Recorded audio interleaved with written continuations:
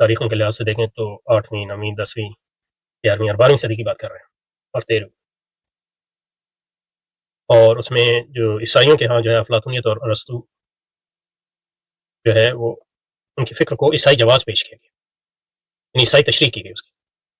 جبکہ اسلامی دنیا میں اس کے مقابلے میں جو عیسائی تشریح جن لوگوں نے کی ان کو شکست دی، اور جن لوگوں نے ان کو شکست دی وہ امام غزالی، امام اشعری، امام ابن تیمیہ، یہ بڑے نام ہیں لیکن ان کے اساتذہ یعنی امام غزالی اور ان کے شاگرد وغیرہ سب میں شامل ہیں، اور بہت سے ائمہ ہیں ان کو ہم نہیں جانتے لیکن یہ بڑے نام ہیں.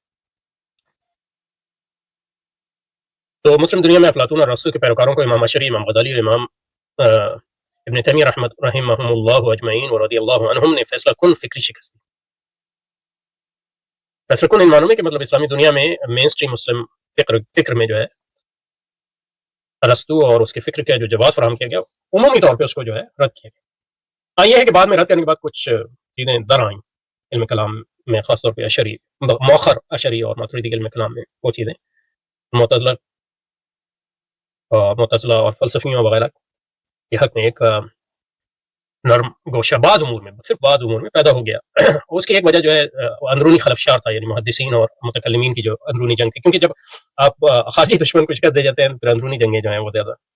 فیصلہ کن بن جاتی ہیں. بہرحال تو مسلم دنیا تو اس دور میں افلاطون اور ارسطو کے پیروکاروں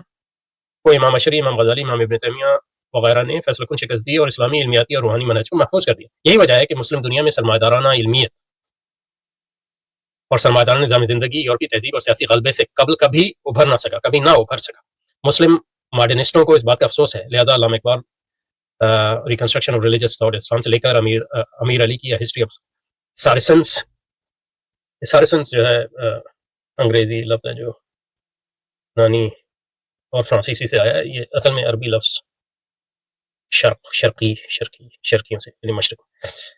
شرق سے ماخوذ ہے. اور ڈاکٹر فضل الرحمان کی کتاب اسلام تک سب امام غزالی رحمۃ اللہ علیہ کو مسلم دنیا کی پسماندگی کا ذمہ دار ٹھہراتے ہیں. پسماندگی سے مراد یہی ہے کہ مسلم دنیا میں سرمایہ دارانہ زندگی نہ پنپ سکی. یہ اہم ہے کہ پسماندگی سے وہ کیا مراد لیتے. ہونا تو یہ چاہیے تھا کہ یورپ سے پہلے عرب دنیا میں سرمایہ دارانہ نظام زندگی اپناتی، کیونکہ یونانی فکر تک رسائی پہلے معتزلہ کو حاصل ہوئی، معتزلہ اور دوسرے اور ان کے ذریعے یہ فکر یورپ تک پہنچی، یعنی اسپین کے ذریعے. اس کے برعکس یورپ میں 11ویں صدی کے بعد افلاطونیت اور ارسطو کے فکر کا ملغوبہ عیسائی علمیت پر مکمل طور پر غالب آ گیا. اور اس غلبے کا اظہار جس علمیاتی میں ذریعے کیا گیا اس کو اسکالسٹسزم کہتا ہے. اس کا ایک اہم جو اس کا فلسفی ہے وہ اکوائنس ہے، اور اکوائنس جو ہے وہ جو کیتھولک چرچ ہے اس کا آفیشیل سرکاری فلسفی ہے آج تک. اور اس کو یعنی وہ صرف فلسفی نہیں ہے، اس کو یعنی وہ عیسائی عالم بھی ہے، اس کو سینٹ کہتے ہیں، یعنی ولی کہتے ہیں اس کو. اس کا سب سے اہم مفکر سینٹ اکوائنس ہے. اکوائنس کی اسپیلنگ غلط ہے لیکن یہ جو اپنے آپ کو امام غزالی رحمۃ اللہ کے ہسپانوی ناقد ابن رشد کا شاگرد بننے پر فخر محسوس کرتا ہے. ارسطو کے فکر کے غلبے کا نتیجہ یہ ہوا کہ عیسائی عقائد کا جواب نصوص سے نہیں، یعنی نصوص بائبل اور نصوص آیان کلیسا، بلکہ ارسطاطیلیسی معقولات یعنی منطق اور فلسفے کی بنیاد پر مرتب کیا جانے لگا. یعنی بنیادی طور پہ اکوائنس نے جو چیز تسلیم کی وہ یہ کہ حق تک پہنچا جا سکتا ہے عقل کے ذریعے بھی اور عیسائی تعلیمات کے ذریعے بھی. اور یہ بعد میں یعنی ہیگل نے بھی یہی بات کی، گو کہ جو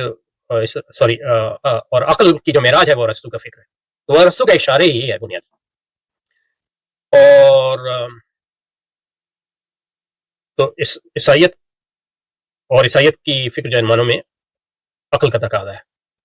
لیکن جو وحی کے ذریعے معلوم ہوتا ہے ہمیں وہ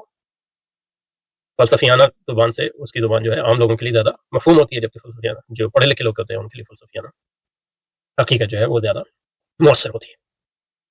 اور یہ معتزلہ نے بھی کہا کہ اسلامی عقائد کو یعنی جو شاعرہ ہمارے اتنا زور دیتے ہیں تحسین و تقویہ عقلی کے خلاف، اس کی بنیادی وجہ یہی ہے کہ وہ یہی رد کرتے ہیں کہ عقل کے ذریعے جو ہے خدا تک پہنچا جا سکتا ہے. کیونکہ اگر آپ یہ کہہ دیں کہ عقل کے ذریعے خدا تک پہنچا جا سکتا ہے پورے معنوں میں، تو اس کا مطلب آپ نے وحی کی ضرورت کا انکار نہ بھی کریں تو وحی کی سیلف سفیشنسی یعنی اس کی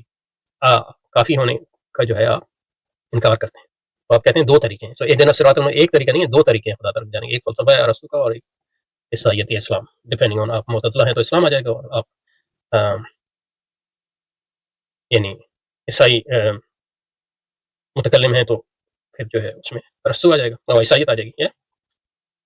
11ویں صدی اور 12ویں صدی سے عیسائی عقائد کی معقولیت کو خود پادریوں نے چیلنج کرنا شروع کیا. تو اس کی وجہ یہ تھی کہ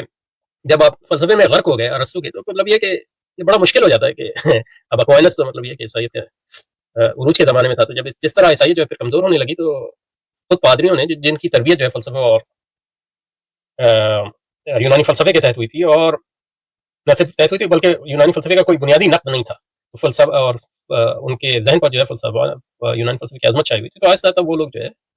خود پادری جو ہیں یعنی 12ویں صدی 13ویں صدی سے لے کر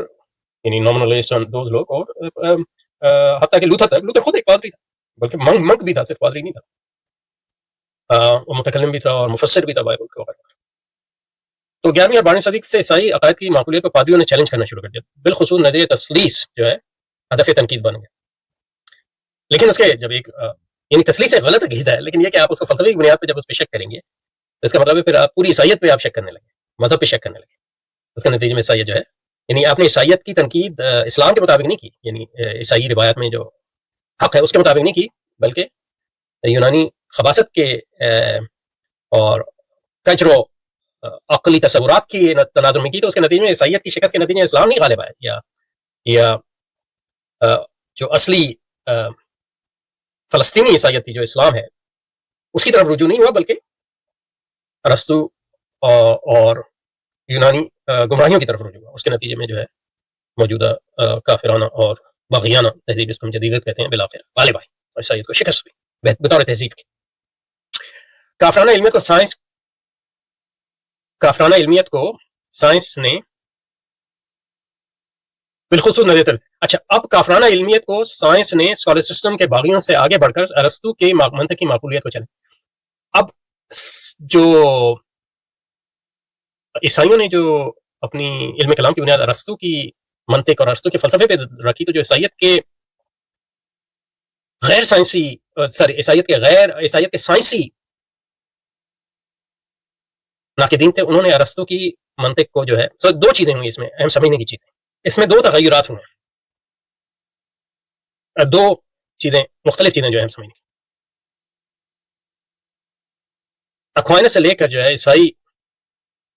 فکر نے ارسطو کی منطق اور فلسفے کی تشریح، عیسائی تشریح کی بنیاد پہ عیسائی فکر کا عقلی جواز فراہم کرنا شروع کیا۔ تو عیسائیت کی کلامی اور فلسفیانہ بنیادیں جو ہیں وہ ارسطو کی منطق اور فلسفے کی عیسائی تشریح کے ساتھ نتھی ہو گئی۔ اچھا، اس کا مطلب یہ ہے کہ اس کے نتیجے میں عیسائیت دو طرح سے کمزور ہوئی۔ ایک تو اس طرح کمزور ہوئی اندر سے، جو پادری تھے اور جن کی تربیت جو ہے ارسطو کے فلسفے اور منطق کی بنیاد پہ ہوئی،